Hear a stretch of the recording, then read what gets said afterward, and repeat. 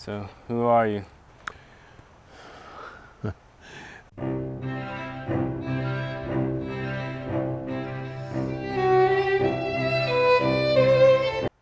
My name is Ernie Graham. I am a husband to Carol, a father to 7 kids. That would be Sean, who is my adopted son from Korea, and Autumn, and Robin, and Hannah, and Jesse, and David. And then we have an add-on Buddy, who's been part of our family. He was a good friend of Robin's as a child, and a few years back he got married and asked to take our last name, so he's become part of our family. I'm also a mechanic. I've owned my own business since the late 70s, and I'm mechanically inclined, and I work on crazy cars like Porsches and Mercedes and BMWs and a Rolls Royce and maybe a McLaren and all kinds of crazy stuff. I am a Christian. I'm a grateful believer in Jesus Christ, and I have a personal relationship with Him, and I try to portray that in my life and who I am. I'm happily married to my wife Carol. We live on about 4 acres in North Carolina, kind of close to the beach. We're enjoying life now in our later years, and a big part of my life was I was raised in Southern California, and surfing was a big part of my life, starting at about 8 or 9 years old. And when I was around 25, I took a trip overseas to the South Pacific with my best friend Mike, and got to go to places like New Zealand and Australia and Tahiti and Samoa, and ended up in Bali, Indonesia, looking for that perfect wave at a break called Uluwatu. And that was a big part of my life. When I came home, it was time to get serious about life.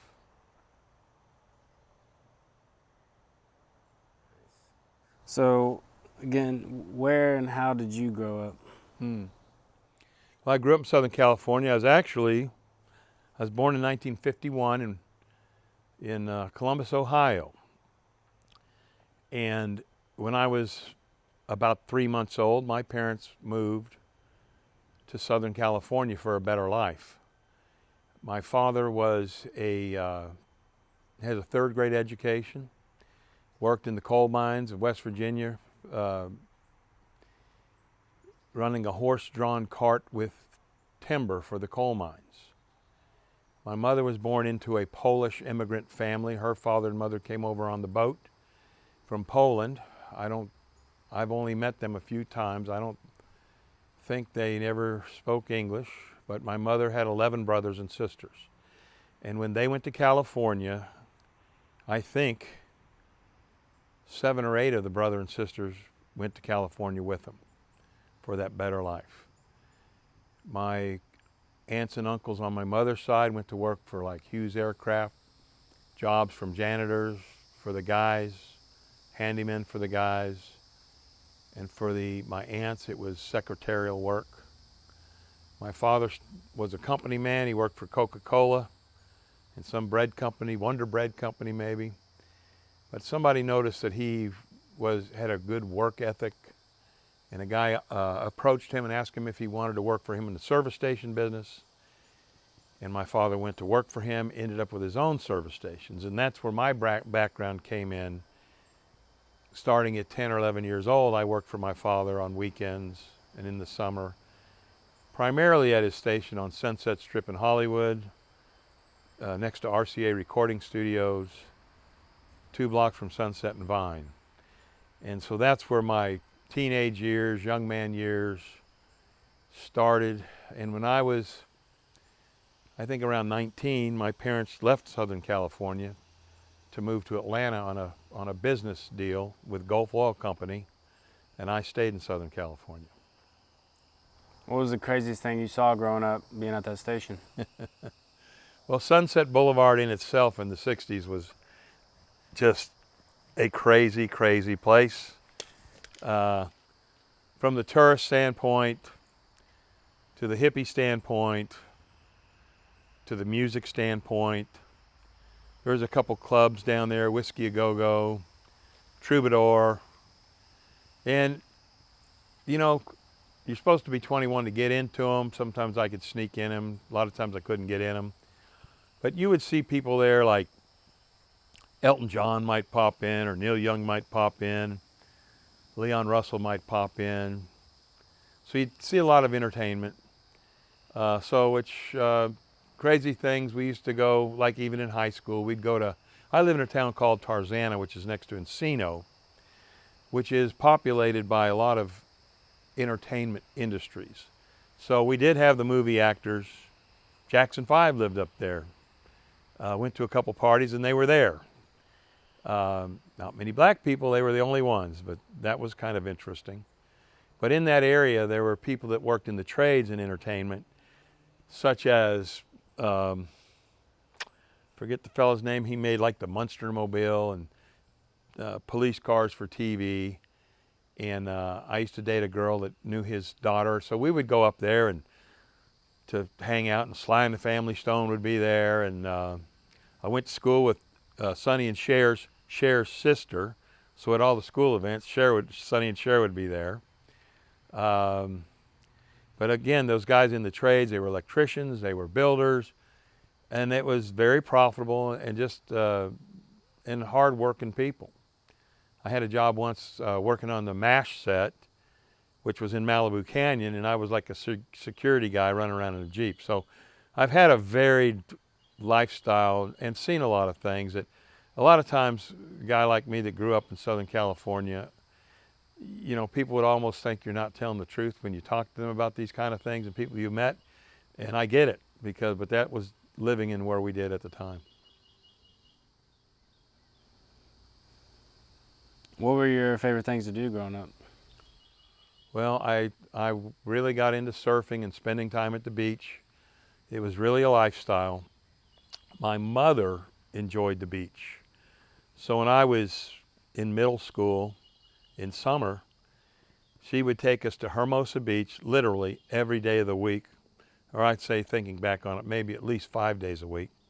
It was kind of cool because they had a Taco Bell right on the beach there, right on the sand. And it was a surfing beach. My cousin John was a big part of that. My brother David was a big part of that. So we spent a ton of time on the beach. My father's part of the beach was not, he wasn't a swimmer or a waterman, but he was a fisherman. So I spent a lot of times surf fishing with my father.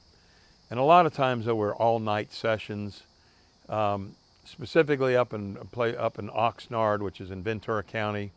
Had some great times there, caught lots of fish, but it was an all-nighter. You get there in the evening, you start fishing, get the fire on the beach, get the food on the beach.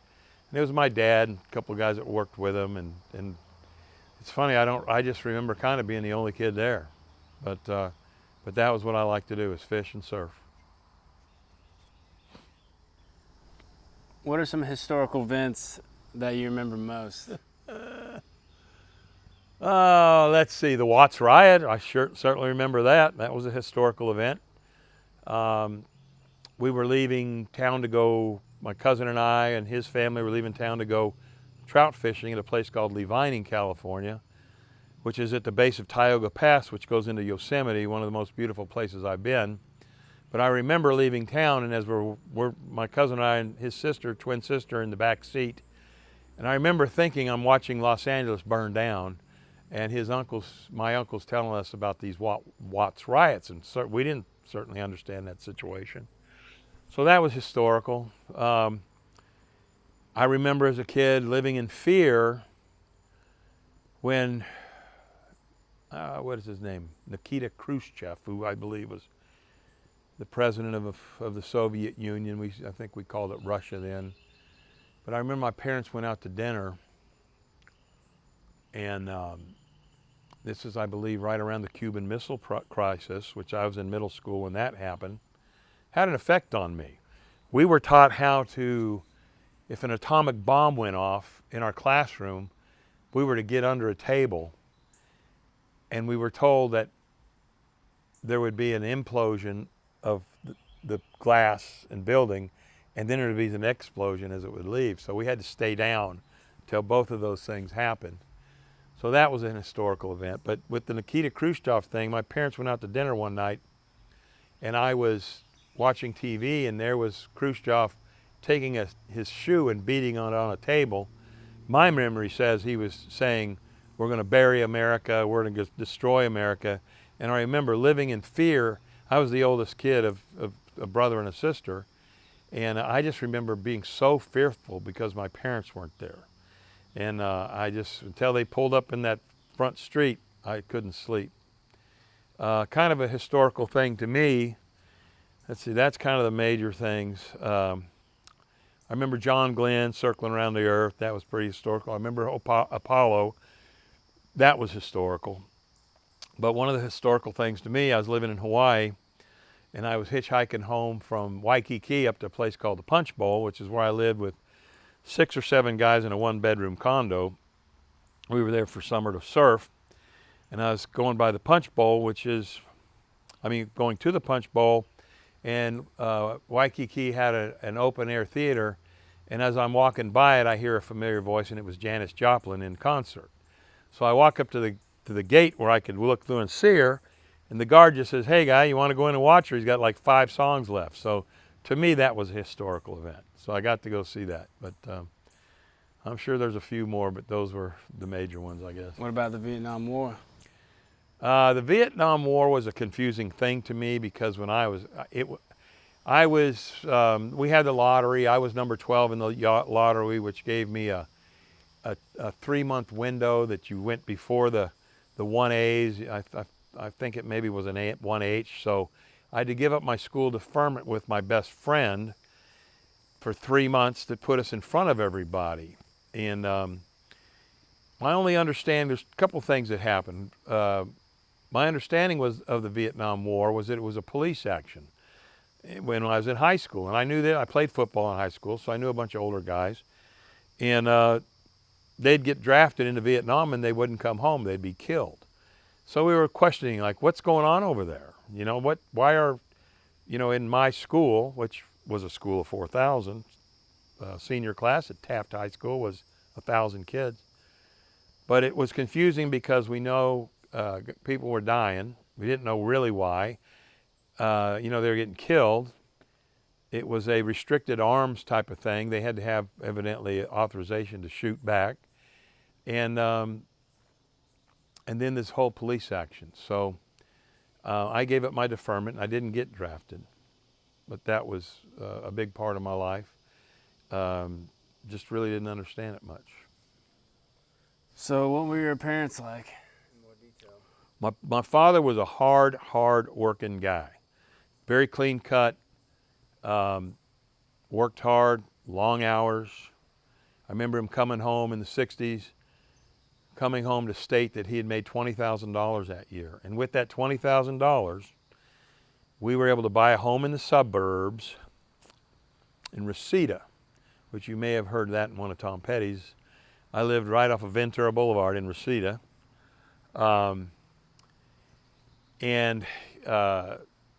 But my dad was a hard worker. He had 2 stations to begin with. Ended up in Hollywood, but I'll never forget, he was offered the Texaco gas station in Malibu.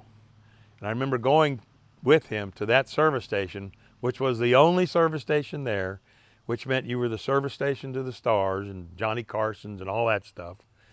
And he decided that, and I was with him, and he decided that Hollywood would have been a more profitable service station. Kind of a sidestep to that, or kind of not a real good thing for me, is I was the oldest son, and I wanted to be with my dad. I had this desire to be with my dad. And at about 9 or 10 years old, I rode my Schwinn bicycle from Tarzana. Well, I was about 12, from Tarzana to Hollywood. That's down Sunset, down kind of like Ventura Boulevard, over to Mulholland, down Sunset Boulevard, down Cahuenga to Sunset. And I remember getting there, and my dad, I was so excited to have ridden the bike, didn't tell anybody, just went. The only rule was I had to be home at 6 o'clock, you know, that was for dinner. So it was a weekend, Saturday, and I remember coming up to him and saying, "Hey, Dad," and he kind of looked at me quizzically, and he said, "You know, what are you doing here?" And I go, "Well, Dad, I came to see you." And it wasn't 5 or 10 minutes, and the thing I remember him through somewhat of a conversation, he said, "Well, it's time for you to go home now." And I got on my bike and rode home. But what I found out years later was he was masking a lifestyle that when he made this point where he was successful, that's right, the $20,000 bought us a house, it bought my mom a new car, it bought me and my brother and sister gifts, and that was what we had, you know, I'll never forget that. All of a sudden we had some extra money. But that rejection from him, I didn't really realize that till later in life when I went on a quest to find out about myself. And he had altered his lifestyle as he became more successful. The partying and the drinking and the gambling and even a couple extramarital affairs was what was deemed normal in Southern California at that time. So it made a foundation in me when I became self-employed and I became successful. I did some of those things, the drinking, because my father cheated on my mother, and I saw my mother, being the oldest son, in states of complete despair, and her telling me things, that I made a covenant with myself when and if I ever got married, I would never cheat on my wife, because I saw what it did to my mother. But it made a foundation in me as I got more successful and had a manager, and I had a very successful shop in Newport Beach, California. Yeah, I could party a little more, and yeah, didn't have to be there. And looking back at that, that was not the right message for me. What was Grandma like? Grandma was very, very stern. Her mother was very, very stern. My parents did not spare the rod. I remember in 6th grade, my mother it wasn't even a spanking, it was a whipping with a metal coat hanger. And it would open up the skin. And she would spank me, you know, whip me with rage. It was very painful to me. And it'd be over really minor things in my mind. But what could a 6th grader or 5th grader do? And it got to the point I grabbed that hanger one day and I told her, I said, "Mom, you'll never do this to me again." And then my dad would come home and all she had to say is, "Ernie needs a whipping." And he'd take his belt out and lay into me. There was a couple times he asked me, why am I whipping you and spanking you? And I tell him, he said, "You really don't deserve that. It's kind of like being a boy." But because she said I had to be spanked, there was a couple times he'd take that belt and slap the bed and he'd say, "Just go," or something. But I remember that very well. But they were very strict, very hard workers. What were some of the best times you had with your parents? Camping. They would take, you know, camping was a big part of our life. And we'd go to Yosemite. We'd go to a surf fishing at a place in Northern California called Halama, which is it's about as close to Hawaii as you can get that I've experienced in Southern California. But we did camping, but, you know, don't forget, they left California when I was like 19 or 20. And, you know, between 19 or 20, with the exception of occasional visit at Christmas or something, you know, I didn't see much of them. And we would talk on the phone, but my dad and I weren't tight. And it wasn't until I was about 27 after my South Pacific trip that my dad and I took a road trip to West Virginia, where he was from, where we made our relationship and did a lot of talking. But that camping was a lot to me because that was the most funnest parts of my time with them. Yeah.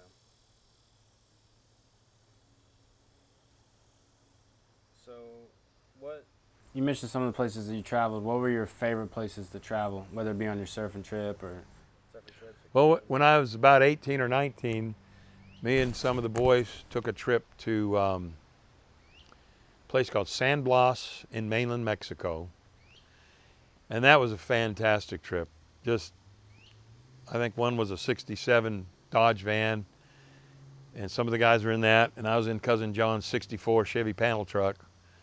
And we were hippie surfers, long hair, and on one side of the panel truck we had a moon painted, on the other side we had a sunset painted. And we took a trip down there. I think we were gone 3 or 4 weeks, and it was an adventure.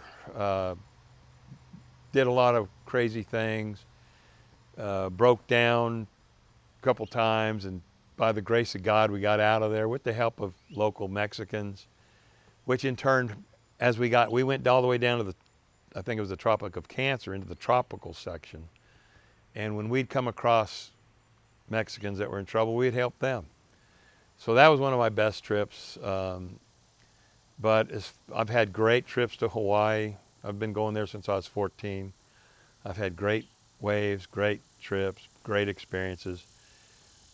The trip to the South Pacific, New Zealand, was just a big part of that trip, and Bali, Indonesia was a great part of that trip. So how did you meet Mom?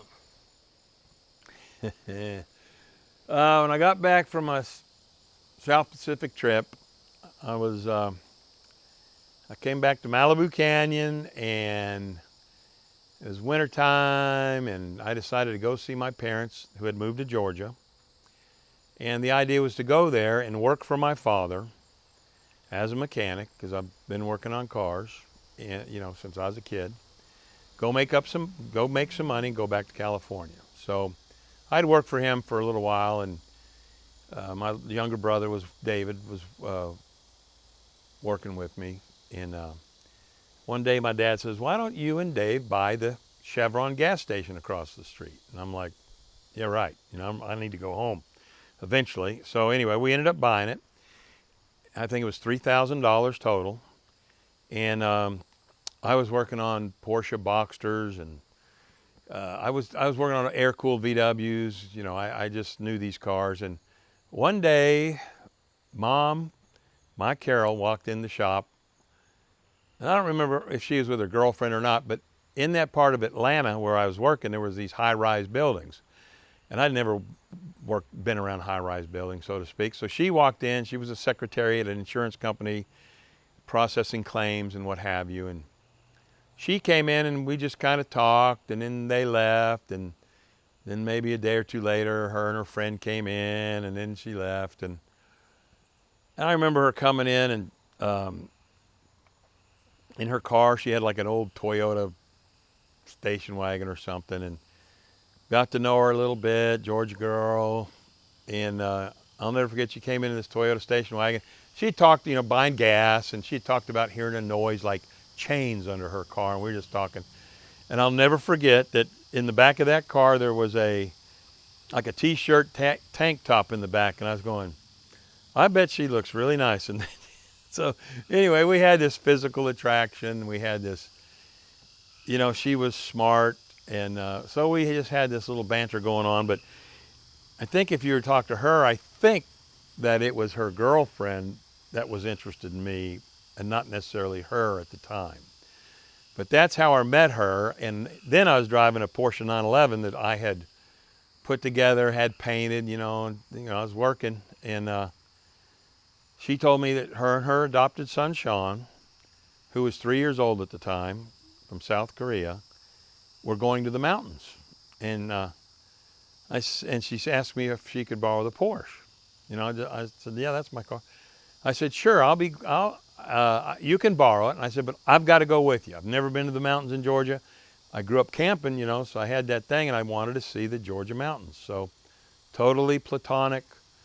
And she'd come in, "Are we leaving Friday?" I said, "Yeah, we're leaving Friday." "In the Porsche?" "Yeah, in the Porsche." What happened was I walked across the street to my dad's shop, and my Porsche was a red, and he had a brand new truck that was red, so I borrowed his truck. So when she came with her gear to go, with her and Sean's gear, we put it in the truck, and I don't know if she was let down or not, but we ended up going by her dad's, Pete, who World War II vet, Georgia redneck, hulk of a man, just a wonderful man, but I didn't know it. I was the surfer from California. So there's a picture of us somewhere with me and my strung out bleach blonde hair, wearing a Hawaiian shirt, board shorts, and flip-flops in front of his, I think they called that house he had the Ponderosa. And I'm with Carol and Sean and Pete and Margie. And but that's how I met her, and that was the beginning of our romance and eventual marriage. We're gonna talk about the kids a little bit. What is your favorite memory with your kids?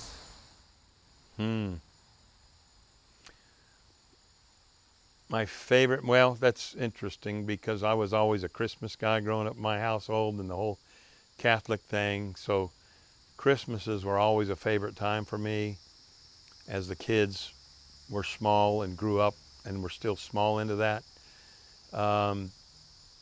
We elected to homeschool the kids, and I was an active father with that. So, you know, I would do projects with them occasionally and help with projects. And, we were a homeschool family. We did a lot of stuff together. We traveled together during any time of the year. We used to go to Carol's parents' farm. They had one time with both pieces, about 500 acres on a river in Georgia. So we used to love to go there. That was one of my favorite times. And being from California, I was never a hunter. So hanging around Pete, I became a hunter and used to love to get out in the woods. I used to love to take my kids out in the woods. And of course, fishing was a big part of that. So that was a lot of favorite times. And then they started playing soccer. I think Robin was 5 years old and I didn't know a thing about soccer, and some old man was teaching him, and Carol looked at me and she said, either you coach him or I'll coach him, because that old man was younger than I am now. But anyway, so I went to Myrtle Beach Public Library. They had one book on soccer, and I started coaching when Robin was 6. And I coached my youngest son, David, till he was probably 18. So there was a span of soccer, and that was a good time for me. What is your goal for your kids and your grandkids? Well, my goal is kind of like Carol and I's daily prayer, is for my kids and my grandchildren to have a close relationship with Christ. And that's not a religion thing. It's just knowing who Christ is and having a personal relationship, which is communicating with him. Because as I've gone through seasons of my life with different seasons with a relationship, starting with being a Catholic, which really was no relationship. So that's, my goal is and I see it manifesting itself in what my kids say and how they behave. And they give God the credit for where they're at today. And we've been a blessed family. And I try to lead by example. Now, I haven't been the best example my whole life. I've had issues with alcohol and anger and these type of things, but I've dealt with it.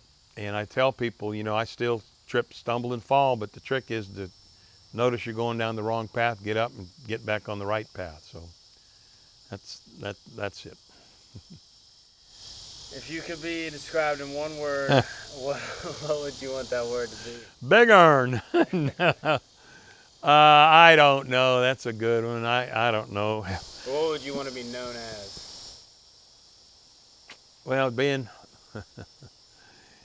helpful, being honest, maybe inspiring certain people in certain things. It doesn't have to be a big thing. I just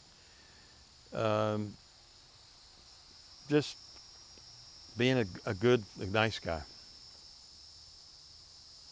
What are you most proud of? Probably my family, just the whole essence of, from my wife to my youngest grandchild. I'm there, very thankful. If you had one piece of advice to give, what would it be? Well, kind of be, don't give up on your dreams, and try to have dreams. You know, don't let people tell you what your dream should be, and pray about it, and pay attention around you, what's going on, and when people come to talk to you, listen to them, because they might be speaking life into you, something you've never thought about doing, or they say, hey, I see this in you, you should try this. Because I feel that I've kind of sold myself short, because I had an opportunity to get a great education growing up in California. They wanted to educate the masses, so I went to UCLA. I went to San Diego State first. You can't be a surfer and live on the beach in San Diego and go to San Diego State. It doesn't work. So I had to move up to the LA area to go to UCLA, but education was $200 a semester. So I wanted to be an oceanographer because it took in all my likings. It took in surfing, it took in being around the ocean, it took in being all around the world, it took in fishing, and I went to San Diego State pursuing that education, and I had done all the basic stuff in a junior college, so I was into the meat of it. Well, in those days, to get into that type of degree of oceanography, you had to take physics, you had to take one of the higher level mathematics, and you had to take German. Now try to take those 3 courses in one semester. Before the little handheld computers, everything was longhand. Everything was longhand. And the formulas and the equations were pages upon pages upon pages. And then, the beginning of my junior year, they came out with a little handheld like a Texas Instrument, and they were $2,000 or more. So I called my dad in Georgia. I said, Pop, for me to continue this, I'm going to have to get a computer. And he says, well, we certainly can't afford that. So I changed to international relations and political science. And I enjoyed that. I did okay in it, and had an opportunity to attend law school at UCLA, but I didn't fit in with that niche of people. I went to something I was invited to, and I kind of looked around the room and I said, this is not me. So I think I sold myself short, but because of how my life, for me to, in my travels and everything, to end up in Georgia and meet a girl from Georgia, take her back to California, living platonically, and marry her, I wouldn't change a thing, how I got to where I am now. But so my advice is, don't sell yourself short, man. Go after your dreams, and then sell yourself short. Was there anything else you would like to add? Well, I don't know. I like to talk about my business a little bit. I'm still in business. I have a really cool shop in Myrtle Beach, South Carolina. And it still enables me to, we work on a Honda Civic, a Toyota Corolla, and a drop coupe Phantom Rolls Royce $600,000 car 2 weeks ago. A lot of Porsche 911s because I have a background in that. All kinds of BMWs, Mercedes, muscle cars, Corvettes. So I still like to do that. I enjoy going to work, but I'm in, just run the place, so to speak. Got good technicians. But I am, pride is not part of my vocabulary, but I'm happy with the reputation I have in town and the work I do in town, and so that goes along with my profession. What are your goals from here, professionally and personally? Well, retirement's on the horizon, but not there. You got to do some things around the compound here, which my wife Carol has a heart for women in need, so we have some rental properties for that, and we need to get a couple tiny houses in here.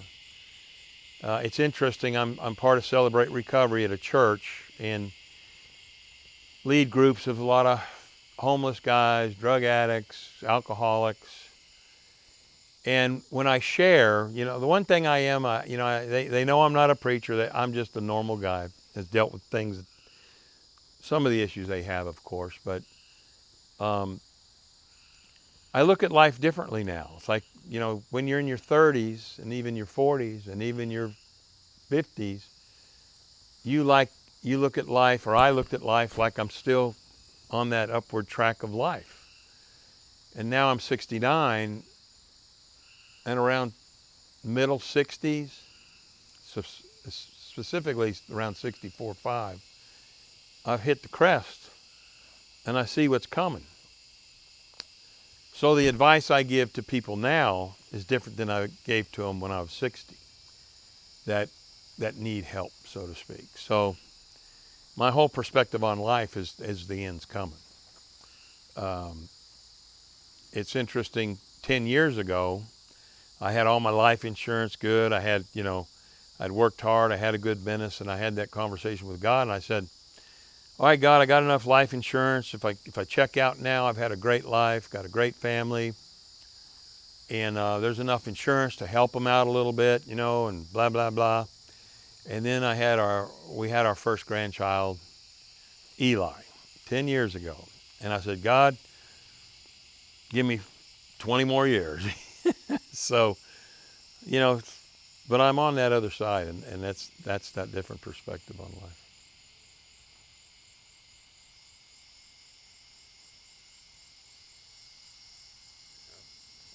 You have nothing else to